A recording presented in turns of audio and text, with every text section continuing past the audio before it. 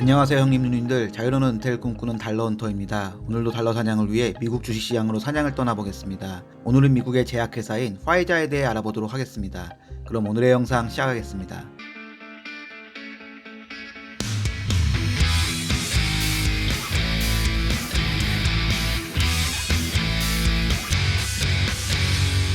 먼저 회사 정보부터 보시겠습니다. 화이자는 미국 뉴욕에 본사를 둔 다국적 제약회사입니다.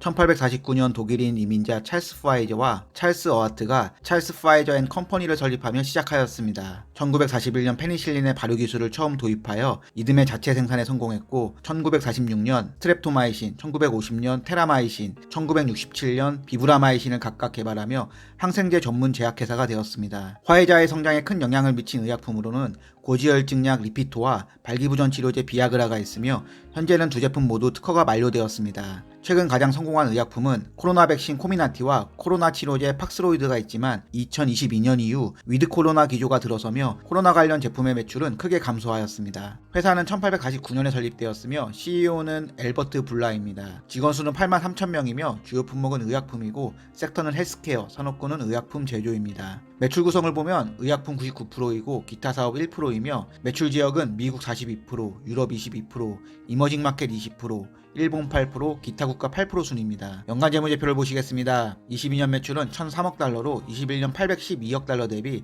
23% 늘었으며 영업이익은 22년 372억 달러로 21년 202억 달러 대비 84% 늘었습니다. 연간 매출과 이익 트렌드를 보면 21년과 22년 매출과 이익은 큰 폭으로 성장했습니다. 주봉 차트를 보면 주가는 22년 매출과 이익 증가에도 불구하고 22년 1월을 고점으로 계속 떨어지고 있습니다. 분기별 재무제표를 보시겠습니다. 23년 3분기 매출은 132억 달러로 2분기 127억 달러 대비 3% 증가하였으며 영업이익은 23년 3분기 마이너스 32억 달러로 2분기 216억 달러 대비 적자 전환하였습니다. 분기별 매출과 이익 트렌드를 보면 23년은 매출도 줄고 있고 3분기에는 영업이익과 순이익 모두 적자 전환하였습니다. 주가가 땅굴을 파는 이유가 있었습니다. 다음으로 파이자와 같은 산업군 내에서 고평가인지 저평가인지 비교해 보도록 하겠습니다. 해당 자료는 시킹알파를 참조하였습니다. 제약산업군 내에서 총 5개 업체를 비교해 보겠습니다. 비교할 회사는 미국의 제약회사 파이자와 미국 비만치료제 및 1등 시가총액 제약회사 일라이릴리 앤 컴퍼니, 또 다른 비만치료제 관련 회사인 덴마크 제약회사 노보노르디스크, 1등 면역항암제 키트루다를 보유한 머크, 이전 미국의 1등 제약회사 존슨앤존슨입니다. 제가 비교할 지표는 매출, 주당 매출, EPS, 순이익, 영업이익과 ROE이며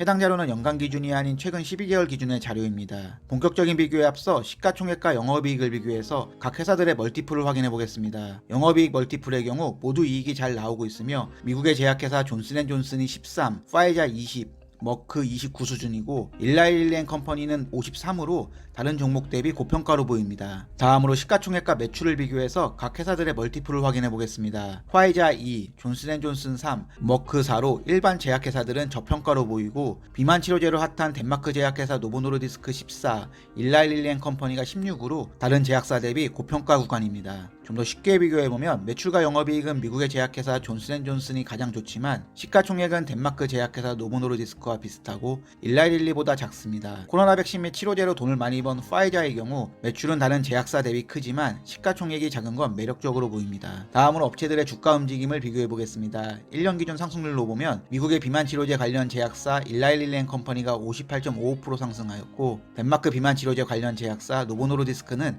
53.25% 상승하였습니다. 1등 면역항암제 키트루다 보유 제약사 머크는 마이너스 3.97%, 존슨앤존슨은 마이너스 12.75%로 안 좋으며 코로나 특수로 잘 나가던 파이자는 마이너스 46.16%로 주가가 심각하게 떨어진 한 해를 보냈습니다. 대가리 봐. 뭐가 문제였어 이 솜씨? 다음으로 차트를 기준으로 뉴스를 보도록 하겠습니다. 일본 기준에서 거래량이 많았던 2023년 12월 1일과 12월 13일 뉴스를 확인해 보겠습니다. 2023년 12월 1일 뉴스를 보면 화이자는 부작용 문제로 하루 2회 먹는 경구용 비만 치료제 다누글리프론의 임상 3상 실험을 진행하지 않기로 결정하며 주가가 떨어졌습니다. 2023년 12월 13일 뉴스를 보면 화이자가 2024년 매출 가이던스를 예상치보다 낮게 발표하며 주가는 8% 추가 급락하였습니다. 요즘 제약시장에서 가장 핫한 비만치료제 개발 중단 소식과 2024년도 부정적인 매출 가이던스까지 나올 악재는 다 나온 느낌입니다. 다음으로 차트 분석으로 돌아와서 마켓 스크리너를 통해 일봉을 확인해 보겠습니다. 일봉에서 보면 주가는 계속 우하향하면서 기존 박스권인 박스 상단 30.5달러, 박스 하단 28.63달러를 형성하다 12월 13일 24년 가이던스에 대해서 안 좋은 전망이 나오면서 주가는 28.63달러에서 26.66달러로 7.2% 급락하였습니다. 연저점 26.13달러를 찍고 반등을 하고 있으며 이전 박스권까지의 진입은 무난해 보입니다. 차트를 길게 보면 2021년 12월 최고점 61.16달러를 찍은 후 오랜 기간 주가가 하락하고 있으며 코로나 이슈가 줄어들기 시작한 2022년 이후의 하락 추세는 아직 유효해 보입니다. 차트를 더 길게 보면 현재의 주가는 2013년 2월 수준의 주가로 코로나 특수를 모두 반납한 걸 넘어서 10년 전 주가로 회귀하였습니다. 아, 형, 이건 아니잖아. 다음은 팀 랭크스를 통해 애널리스트 의견을 보도록 하겠습니다. 16명의 애널리스트 의견이 있고 7명이 매수, 9명이 보유 의견이고 매도 의견은 없습니다. 평균 목표 주가는 32.67달러이고 가장 높은 목표 주가는 45달러입니다. 내부자 거래 내역을 확인해 보겠습니다. 마켓비트에서는 매수 거래 2건, 매도 거래 0건이 보이며 최근 거래 내역을 보면 미국의 하원 의원들의 매수, 매도 거래가 보이고 특이한 거래로는 전임 FDA 국장 스캇 고틀립이 화이자의 이사진으로 합류하여 틈틈이 주가를 매수하고 있고 최근에 3,000주를 매수하였습니다. 다음은 배당 부분을 보시겠습니다. 최근 배당액은 0.42달러입니다. 12월 21일 기준으로 주가는 27.63달러이며 1,100원 환율 기준 주당 원화 가격은 33,393원입니다. 1,000만원을 투자한다고 가정하였을 때 매수 가능한 주식수는 329주이며 329주에 대한 분기 배당금은 138.18달러, 연간 배당금은 552.72달러, 하나 60만 7,992원입니다. 이를 하나로 계산하면 1,000만원 투자 시 1년에 60만원, 1억 투자 시 600만원, 10억 투자 시 6천만원입니다. 여유로운 은퇴를 위해서는 17억 정도를 투자하면 연 1억 정도의 배당금이 가능해 보입니다. 배당 성향은 다른 제약주 대비 좋아 보입니다. 다음으로 회사 발표 자료를 통해 필살기가 있는지 보도록 하겠습니다. 최근 발표된 23년 3분기 발표 자료를 보도록 하겠습니다. 2023년 3분기에 코로나 이외의 포트폴리오는 지속적인 강세를 보여주었습니다. 호흡기 세포 융합 바이러스 RSV 백신 아브리스보의 매출이 3.75억 달러이고 편두통 치료제 너텍 오디티와 바이두라의 매출이 2.33억 달러이며 용혈성 빈혈 치료제 옥시브리타의 매출이 8,500만 달러입니다. 그나마 심근병증 치료제 빈디켈의 매출이 8.92억 달러로 47% 성장하였고 폐렴 백신 프리베나의 매출은 19억 달러로 15% 성장하였습니다. 성장 품목으로는 심근병증 치료제 빈디켈과 폐렴 백신 프리베나만 눈에 띄며 2023년 3분기까지 코로나 외 제품의 매출은 7% 증가했고 2023년 전체 매출은 6에서 8% 성장을 예상하고 있으며 6에서 8%의 성장으로는 주가의 반등은 어려워 보입니다. 향후 제품 런칭 일정에 따른 예상 매출을 보면 2030년까지 신약 부분과 새로운 적응증 확대를 통한 잠재 매출은 200억 달러 수준이고 신규 사업 개발을 통한 잠재 매출은 250억 달러 수준입니다. 2030년까지 예상 매출이 450억 달러 수준으로 상당히 긍정적인 예상치입니다. 최근 완료된 항체약물 적합체 기업 시젠과의 사업 계획을 보면 최근 EU에서 허가를 획득했으며 인수자금 310억 달러를 조달했습니다. 시젠에 대해 간단히 설명하면 시젠은 암치료제 개발 및 상용화에 중점을 둔 생명공학 회사입니다. 간단하게 용어 정리를 하면 ADC, 안티바디 드럭 컨저게이트는 암세포에 선택적으로 작용하는 항체에 암세포를 죽이는 약물을 결합한 치료제입니다. 쉽게 말해 치료를 원하는 부위에 효과적으로 약물을 전달하는 차세대 항암제라고 할 수 있습니다. 3분기 매출 내역을 좀 더 확인해보면 3분기 매출은 132억 달러로 전년 대비 마이너스 41% 감소하였지만 코로나 제품을 제외한 매출은 117억 달러로 10% 늘었습니다. 코로나 제품에 대한 매출 감소가 예상보다 더 커 보입니다. 주요 제품군의 탑7 매출 현황을 보면 매출이 큰 순으로 폐렴 백신 프리베나 14%, 혈액 희석제 엘리키스 11.3%, 코로나 백신 코미마티 9.9%, 유방암 치료제 임넨스 9.4%,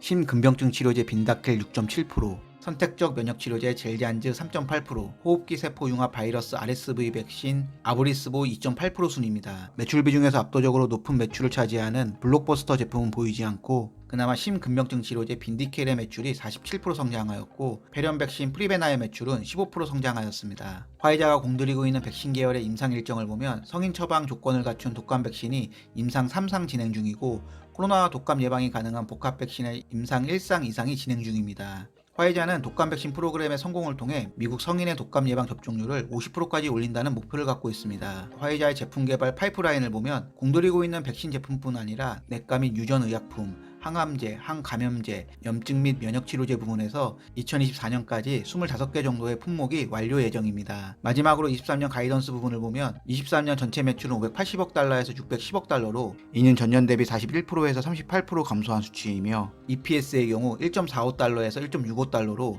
이는 전년 대비 75%에서 72% 감소한 수치입니다. 화이자의 필살기 부분을 보면 M&A 가능성은 없고 개발과 투자는 활발히 진행 중이며 캐시온 엔진은 21년 이후 줄었습니다. 마지막으로 화이자의 총점은 65점입니다. 단기적인 단점은 코로나 관련 제품의 매출 감소와 약가 인하 압박입니다. 화이자는 2022년 174년 만에 처음으로 1000억 달러의 매출을 달성하였으며 이중 코로나 치료제 팍스로비드의 매출은 189억 달러, 코로나 백신 코미나티의 매출은 378억 달러로 1000억 달러 매출 중 코로나 관련 제품의 매출은 567억 달러, 56.7%의 높은 매출 비중이었습니다. 하지만 코로나 관련 제품의 매출은 계속 줄어 23년 3분기 코로나 백신 코미나티의 매출은 13억 달러로 작년 대비 70% 줄었고 코로나 치료제 팍스로비드의 매출은 2억 달러로 작년 대비 97% 감소하여 코로나 제품군의 매출합은 총 15억 달러로 3분기 전체 매출 132억 달러에서 차지하는 비중은 11.3%까지 감소하였습니다. 현재의 분위기로는 코로나 관련 제품 매출의 반등은 어려워 보입니다. 두 번째로 인플레이션으로 인한 약가 인하 압박입니다. 미국은 지금 인플레이션과 전쟁 중입니다.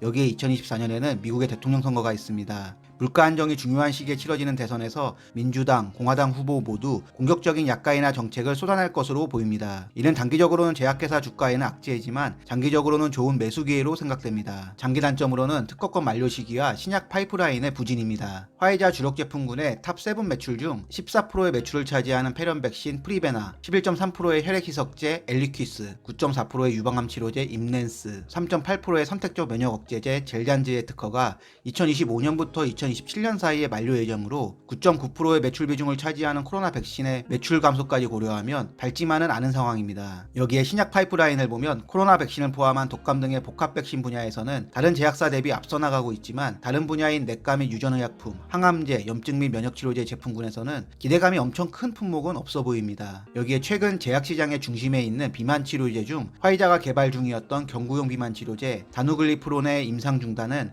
화이자나 주주들 입장에서는 상당히 아쉬운 결과입니다. 단기 장점으로는 악재의 반영과 안정적인 배당입니다. 화이자는 그럼에도 불구하고 세계 굴지의 제약회사입니다.